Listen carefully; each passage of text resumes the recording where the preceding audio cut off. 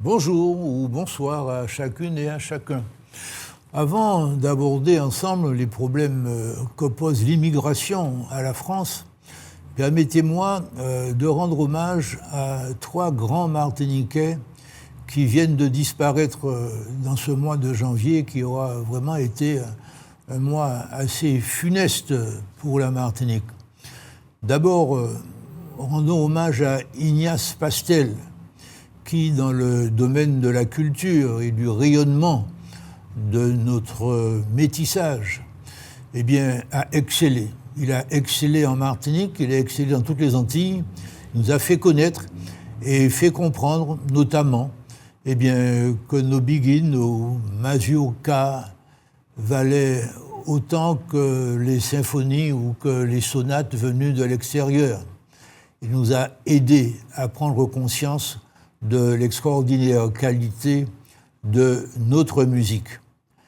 Rendons également hommage à Alain Cadoré, dans un domaine différent, le domaine de la santé. Alain Cadoré s'est beaucoup dépensé pour que la Martinique prenne davantage en compte les difficultés des personnes en situation de handicap. Il était lui-même pharmacien et père d'un enfant en situation de handicap. Et il a aussi beaucoup travaillé pour que l'enseignement des professions médicales, médecine, infirmier, masseur, kinésithérapeute, etc., soit beaucoup plus développé en Martinique, en Guadeloupe et en Guyane même, et qu'il ne soit plus absolument indispensable d'aller à l'extérieur pour faire ces études-là.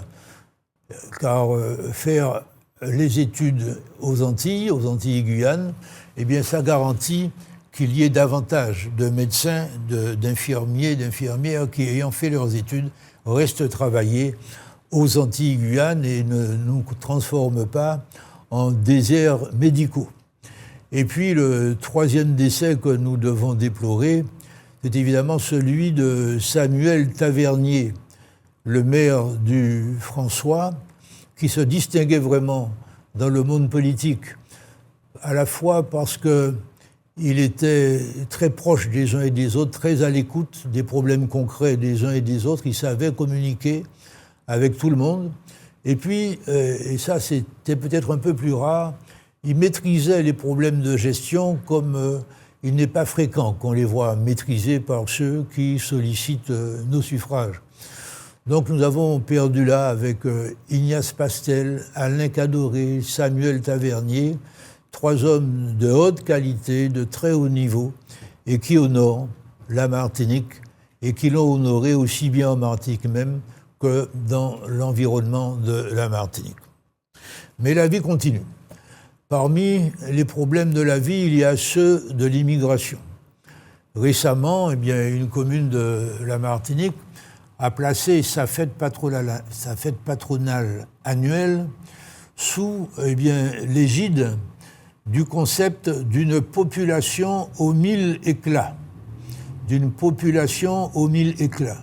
Une manière de rendre hommage à ces personnes nées à l'extérieur de la Martinique, qui sont venues en Martinique de leur propre gré, de leur propre décision, ils n'ont pas été obligés, et puis qui se sont insérés, c'est-à-dire qui ont réussi leur vie, élevé leurs enfants, souvent réussi l'éducation de leurs enfants en Martinique, et qui sont heureux, ils ont eux-mêmes enrichi la Martinique de leur propre culture. Alors, cela amène en Martinique, sachant qu'il y a environ 8000 personnes qui sont nées à l'extérieur et qui vivent en Martinique. Alors, ça nous conduit de suite au problème de l'immigration. Comment doit-on accueillir et pourquoi y a-t-il des immigrés en Martinique comme dans l'Hexagone? Et puis, comment traiter ce problème? Donc, en première phase, nous allons tenter de dresser un état des lieux. Et puis, en deuxième phase, nous allons voir comment on peut faire pour optimiser l'immigration. D'abord, l'état des lieux. Nous devons savoir que sur une population de 70 millions d'habitants, il y a environ 10% de gens qui sont nés à l'extérieur. Alors, ne prenez pas trop au pied de la lettre ce chiffre de 10%, c'est-à-dire 7 millions de personnes. Personne en réalité ne sait exactement le nombre d'immigrés en France. Et ceux qui en parlent souvent ne disent pas la vérité, volontairement ou involontairement, mais retenons cela comme ordre de grandeur. Il y a autour de 7 millions de personnes qui vivent en France, la France entière, c'est-à-dire l'Hexagone et l'Outre-mer, et qui sont nées à l'extérieur. Alors, aujourd'hui, beaucoup de partis politiques se sont emparés des mots d'ordre du Front National, jadis Rassemblement National aujourd'hui, puisque ces partis politiques avaient constaté que ce parti, qualifié à tort ou à raison d'extrême droite, eh bien, récoltait 20 à 25% des voix des électeurs. Alors, tous les partis ont plus ou moins pris des positions mettant beaucoup de précautions au développement de l'immigration. Alors, si on sait que la France a par ailleurs environ 6 millions de chômeurs, beaucoup font le parallèle en disant, bon, il y a 6 millions de chômeurs, il y a 7 millions d'immigrés, les immigrés sont souvent des chômeurs, et donc c'est nous qui entretenons ces chômeurs-là. Évidemment, rien de plus faux, nous avons déjà eu l'occasion d'en parler ici. Beaucoup, la majorité des immigrés travaillent et ils rendent grand service. D'ailleurs, on peut s'étonner du grand silence de nous-mêmes et de nos représentants sur la manière dont certains étrangers sont payés dans les hôpitaux français. Nous savons tous que dans les hôpitaux français, qu'il s'agisse de la Martinique, de la Guadeloupe, de la Guyane ou de l'Hexagone, il y a des milliers, peut-être des dizaines de milliers de personnes qui sont nées en Afrique, qui sont nées dans le Nord, enfin dans le Maghreb, l'Afrique du Nord, Afrique noire d'un côté, Afrique du Nord de l'autre, au Moyen-Orient, en Extrême-Orient aussi, qui n'ont pas la nationalité française et qui sont exploités dans des conditions que la loi ne devrait pas permettre. L'un des principes de la loi en France, c'est que, eh bien, à travail égal, salaire égal. Eh bien, nous avons des médecins, des aides-soignants, des infirmiers, des infirmières qui gagnent 2 ou 3 fois moins que leurs collègues nés dans l'Hexagone, alors qu'ils font le même travail. Il y a là quelque chose qu'il faut naturellement rappeler. Nous devons également comprendre que les immigrés qu'il y a en France, quelle que soit leur origine, probablement ne repartiront pas. Probablement ne repartiront pas pour au moins 90% d'entre eux. Leur présence est une présence de longtemps, pour plusieurs dizaines d'années pour beaucoup d'entre eux. Ils ont des enfants, ils ont des petits-enfants, ils sont insérés dans la population et la population, très souvent, les apprécie beaucoup. Évidemment, on caricature en ramenant toujours les problèmes des immigrés aux problèmes de délinquance, aux problèmes d'Afrique du Nord. Eh bien, ce n'est pas la majorité en réalité. La plupart des immigrés sont insérés et puis ne causent aucun problème. Au contraire, ils contribuent beaucoup à l'économie française, ils contribuent beaucoup aux cotisations sociales, contrairement à ce que souvent on dit, et ils contribuent beaucoup tout simplement à la vie en France. Donc, ils ne partiront pas. Et certains d'entre eux montrent des capacités d'insertion, d'intégration tout à fait exceptionnelles. C'est-à-dire qu'ils arrivent parfois en France ne sachant pas parler le français, et au bout, leurs enfants en particulier, au bout d'1 an ou de 2 ans, parlent parfaitement le français, et les enfants se classent souvent parmi les meilleurs dans leur classe. Donc leurs capacités d'intégration sont fortes et nous devons en tenir compte. Alors, nous avons à faire face en France, nous le savons, à du chômage. Et un certain nombre de Français disent « mais ces gens-là viennent prendre notre travail ». Nous savons bien qu'il n'en est rien, je viens d'en donner quelques exemples, mais il y a beaucoup de professions que les Français ne veulent pas embrasser. C'est le cas dans le tourisme, c'est le cas dans l'hygiène, dans la propreté, dans la santé, etc., etc. Et il y a là un correctif à apporter au dicton, enfin pas au dicton, mais à tout ce qu'on entend sur le fait que ces immigrés prendraient le travail des Français. Il n'en est rien, ils occupent des fonctions que la plupart des Français au chômage ne veulent pas remplir.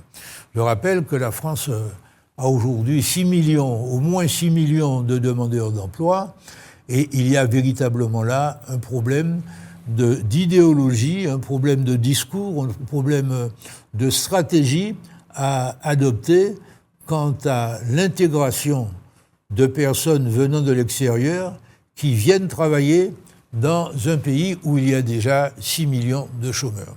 Donc, l'état des lieux est celui-là. Rappelons un livre qui est sorti il y a plusieurs dizaines d'années déjà, qui a été fait par un haut fonctionnaire français qui s'appelait M. Stasi et qui a fait un livre qu'il a appelé « L'immigration, une chance pour la France ». Et il est vrai que globalement, c'est en tout cas mon opinion, on va en reparler, mais l'immigration est une chance pour la France, et puis la France doit le comprendre. Alors, comment faire ? C'est la deuxième étape de notre partage. Comment faire pour gérer le problème de l'immigration ? Comment faire pour gérer sainement et victorieusement le problème des immigrés en France ? La première chose à faire, comme dans beaucoup de domaines, c'est l'information. Quelqu'un a dit, quand on sème la colonisation, on récolte l'immigration. Alors, il est vrai que beaucoup de Français ne savent pas que la colonisation a conduit à ce que la France aille dans les pays qui n'étaient pas le Massif central ou la Côte d'Azur et exerce dans ces pays-là, au-delà de violences inouïes et criminelles, mais produisent au total une relation très étroite avec les habitants d'Afrique noire, d'Afrique du Nord, des Antilles, d'Extrême-Orient, du Moyen-Orient, etc. Donc des relations particulières sont nées, et il n'est pas étonnant qu'ayant semé la colonisation, à partir des années 1600, eh bien, on récolte, au bout d'un siècle, de 2 siècles, de 3 siècles, de 4 siècles, on récolte la venue sur le terrain, sur le territoire européen, le territoire métropolitain, comme on dit, hexagonal, d'un certain nombre d'originaires de ces pays-là qui viennent parce qu'ils y ont intérêt, et aussi, pour beaucoup d'entre eux, parce que les conditions qui règnent dans leur pays, du fait même de la colonisation, les rendent malheureux. Donc ils viennent en risquant leur vie. Combien d'entre eux meurent en traversant la Méditerranée ? Ils viennent contribuer, enfin chercher pour eux-mêmes et leurs enfants une vie meilleure. Ils n'ont aucun complexe à avoir, de même que les Noirs américains, parce que la richesse de la France est aussi le produit de leur propre travail. Ils sont copropriétaires de la richesse de la France, même si les Français, généralement, ne veulent pas l'admettre. Ils ne sont pas les seuls copropriétaires. Les hexagonaux ont pris leur part dans la construction de la richesse française, mais ceux qui viennent de l'extérieur, eh bien, eux-mêmes, leurs parents, leurs grands-parents, leurs arrière-grands-parents, leurs ancêtres ont contribué à enrichir la France, pas seulement par les matières premières, mais par le travail de ces gens-là. Donc, il y a un donné pour un rendu, il y a lieu de comprendre tout à fait que des gens qui ne sont pas nés en Europe, mais qui ont été en contact avec la civilisation européenne, viennent vivre en Europe. Ne parlons pas naturellement de l'esclavage, nous savons tous que l'esclavage a contribué beaucoup à enrichir, ça a commencé par les ports, mais l'économie qui régnait avec le commerce triangulaire, a irrigué l'ensemble du territoire de l'Hexagone et a contribué à la richesse de l'Hexagone et des métropolitains. Il y a là un fait important qu'il ne faut pas négliger. En deuxième lieu, tout le problème, et peut-être c'est ça le cœur de la difficulté, vient de la manière d'intégrer les gens qui arrivent dans l'Hexagone. S'ils arrivent avec 15 enfants, avec 4 ou 5 femmes, et qu'ils ne travaillent pas, ça c'est l'image, je dirais, caricaturale qui est développée par les médias quant à la présence des gens qui viennent de l'extérieur, plus les odeurs, disait M. Jacques Chirac, s'ils arrivent dans ces conditions-là, on peut comprendre qu'il y ait des difficultés, si on ne les voit que sous cet angle-là. Mais la vérité est tout autre, et il y a une grande majorité de ces immigrés qui travaillent. Maintenant, l'attitude des Français vis-à-vis du travail. Il faut se poser cette question-là, parce qu'un certain nombre de lois, comme le RMI, le RSA, la loi sur l'enseignement, un certain nombre d'idées qui se sont répandues sur l'activité économique, notamment sur la perception que les Français ont de l'entreprise, tous ces apports dans la tête des uns et des autres ont créé chez beaucoup un rejet du travail régulier. Et vous avez un certain nombre de responsables qui vous disent « mais les salaires sont trop bas, il ne faut pas aller travailler pour le patron, ici on dit volontiers pour le béquet, pour un salaire qui est égal à 1 400 ou 1 500 euros. » Entre nous, soit dit, il est tout à fait normal de s'interroger sur le niveau du RSA, du RMI jadis. Est-ce que, avec le coût de la vie, aussi bien en région parisienne qu'en région lyonnaise ou qu'en région auvergnate, qu'en région Guadeloupe ou qu'en région Martinique, il est raisonnable de rémunérer quelqu'un qui travaille 8 heures par jour, ou parfois 9 heures, 10 heures, 11 heures par jour, seulement 1 400 euros par mois. La question mérite d'être posée. Et le groupe Michelin, qui fabrique des pneus dans une cinquantaine de pays, considère qu'un salaire décent, en termes de pouvoir d'achat en France, devrait être au moins de 2 000 euros par mois. Mais bon, les choses étant ce qu'elles sont, la dignité de quelqu'un tient quand même au travail. Ça, c'est une chose sur laquelle je tiens à attirer l'attention. Contrairement à ce qu'on dit, la plupart des gens veulent travailler. Il y a évidemment une frange d'un certain nombre de personnes qui ne veulent pas travailler, pour 1000 raisons qui ne veulent pas travailler. Mais la majorité des gens veulent travailler, même si le salaire ne leur paraît pas suffisant. Et quand on voit la satisfaction de ceux qui travaillent et tous les avantages qu'ils tirent du fait qu'ils travaillent, qu'ils ont un salaire, on mesure la misère morale qu'on impose en France à des millions de personnes en ne leur permettant pas de travailler. C'est une atteinte majeure à la dignité des uns et des autres. Je le dis volontiers, l'esclavage des temps modernes, c'est le chômage. Donc, je rappelle aussi que la Constitution de la France, aussi bien celle de 1946 que celle de 1958, qui est actuellement en vigueur, prévoit que chacun a le devoir de travailler et que chacun a le droit d'obtenir un emploi. Il faut le rappeler sans cesse, parce qu'on nous parle de respect du droit par les uns et par les autres, notamment par les Américains aujourd'hui. Eh bien, voilà une règle de droit qui figure dans la Constitution de la France. La Constitution, c'est quand même le contrat qui gouverne les relations à l'intérieur d'une communauté nationale. Eh bien, cette Constitution-là prévoit que tout le monde travaille.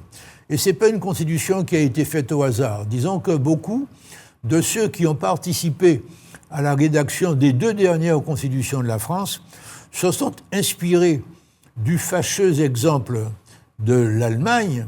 Ils ont constaté que ce qui avait contribué beaucoup à faire le lit du national-socialisme, c'est-à-dire du nazisme, c'était le chômage qui existait en Allemagne pendant toute la période de la Grande Crise entre 1929 et 1935. D'ailleurs, qu'est-ce qui a finalement mis un terme au chômage en Europe? Ce ne sont pas les différentes mesures qui ont été prises par les gouvernements pour lutter, comme le New Deal par exemple aux États-Unis, la Nouvelle Donne, pour lutter contre le chômage, même si ces mesures ont été utiles. Ce qui a véritablement mis un terme au chômage, à la crise du chômage en Europe et en Amérique, ça a été le réarmement nécessité par la Deuxième Guerre mondiale. En fait, c'est la Deuxième Guerre mondiale qui a fait qu'il n'y ait plus de chômage dans les pays qui avaient été antérieurement touchés. Je rappelle que Hitler, c'est une incidente, mais ça touche au problème d'immigration. Hitler avait dans son livre publié en 1923, qui s'appelait « Mon combat », en allemand « Mein Kampf », il avait bien visé tous ceux qui étaient déjà en difficulté, même avant la crise de 29, donc après la Première Guerre mondiale, en leur disant qu'ils étaient victimes d'une injustice, qu'ils étaient victimes d'une sorte d'indignité, et qu'avec lui, il y aurait du travail pour tous. Il ne le disait pas aussi clairement, mais il savait bien que le travail, il le créerait dans les usines de fabrication d'armes de guerre. Et quand Hitler est arrivé au pouvoir en 1933, l'une de ses premières décisions a été de porter la semaine de travail de 48 à 60 heures. Alors qu'en 1936, le Front populaire réduisait la semaine de travail de 48 heures à 40 heures. On était déjà passé aux 8 heures par jour depuis la fin de la Première Guerre mondiale.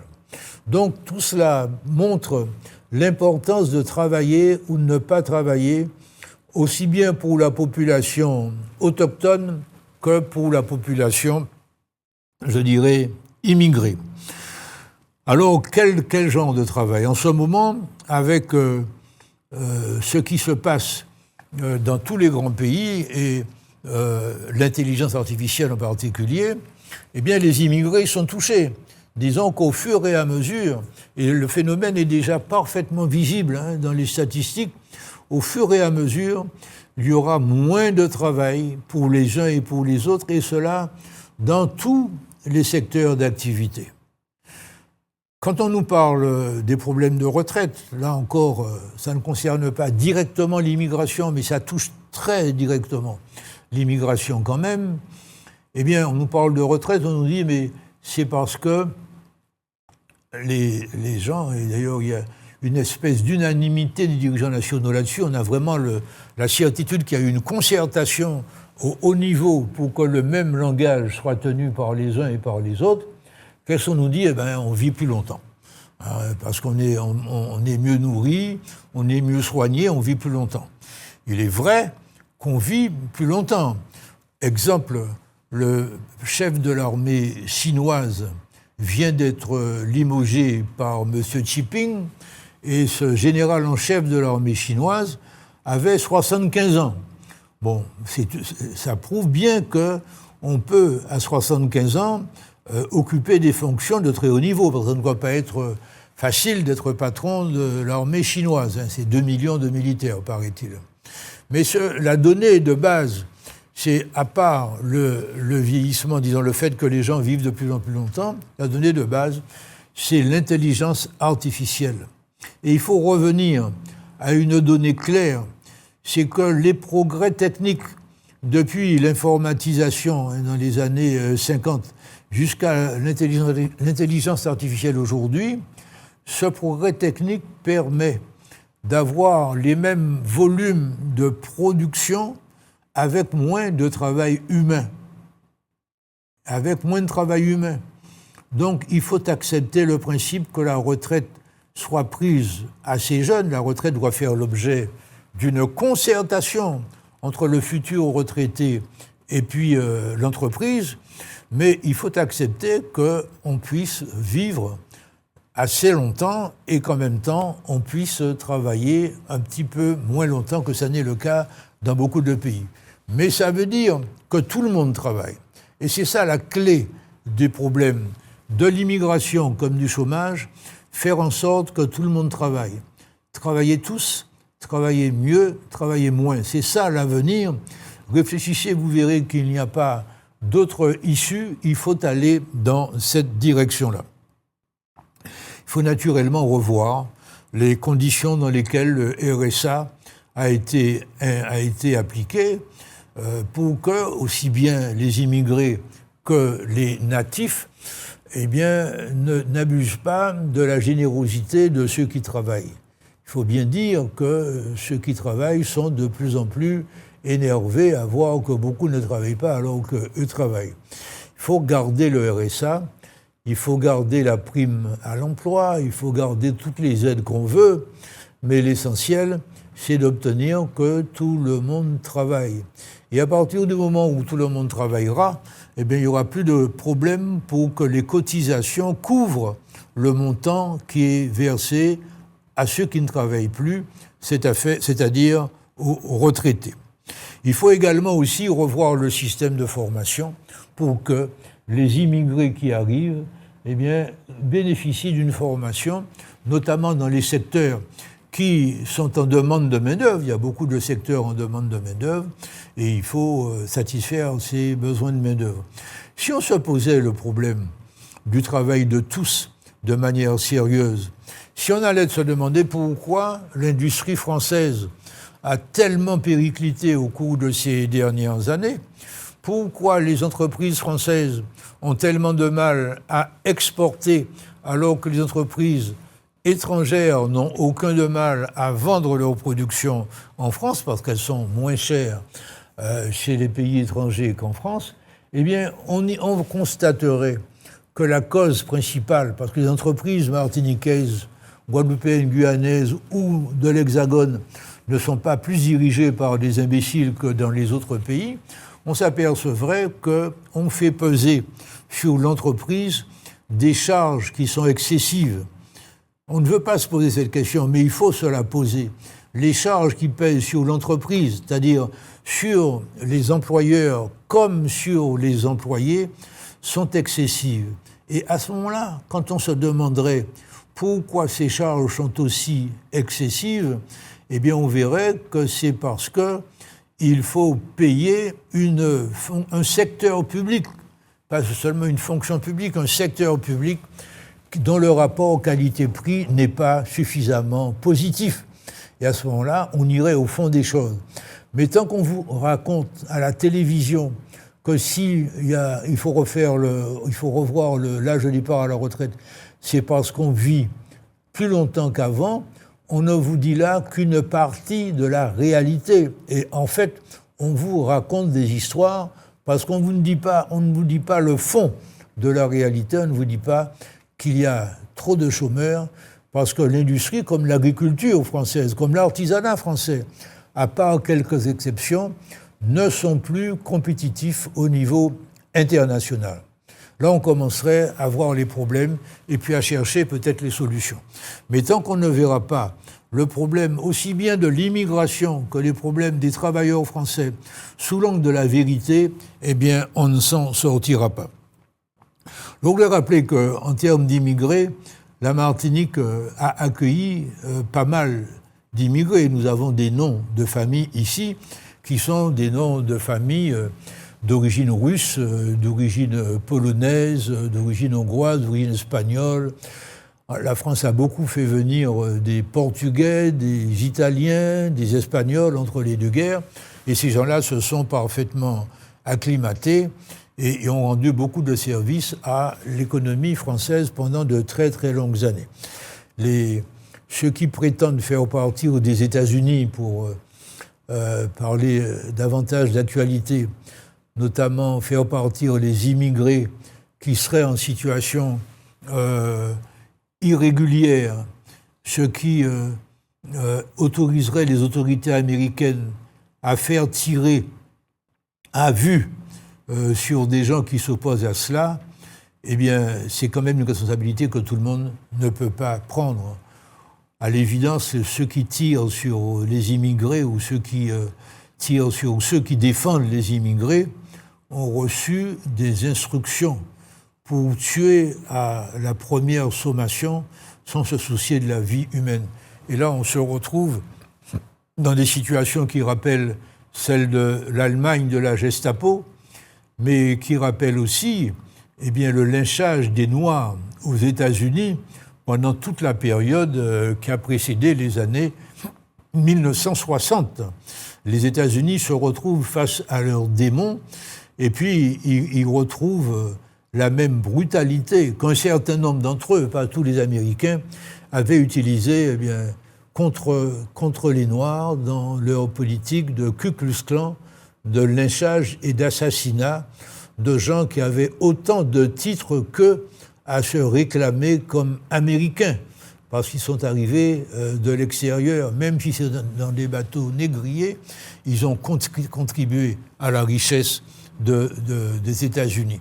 Alors les immigrés d'aujourd'hui aux États-Unis contribuent au quotidien, et le patronat américain, ne s'y trompe pas, contribue au quotidien à